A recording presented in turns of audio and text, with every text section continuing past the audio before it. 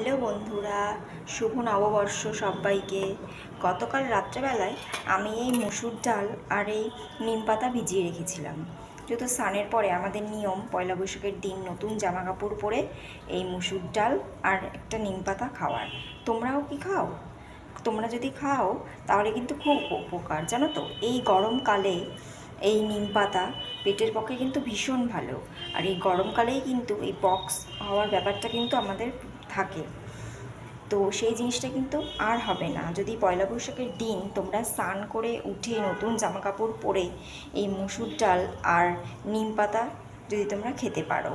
দেখো মসুর ডালের দানাগুলো কিন্তু অনেকটা বড় বড় হয়েছে, মানে কালকে ভিজিয়ে রেখেছিলাম।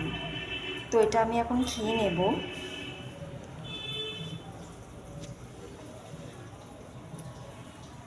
এই যে দেখতেই পাচ্ছ আমি স্নান করে এসেছি একদম পুরো এই নিম পাতা। তোমরা মনে মনে ভাবছো যে এই এত তেতো জিনিসটাকে এ কীভাবে মানে কামড়ে চিবিয়ে খেয়ে নিল।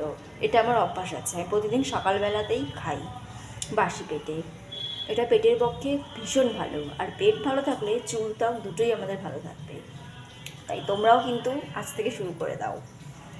তাহলে বন্ধুরা, শুভ নববর্ষ, সবাই ভীষণ ভালো থেকো।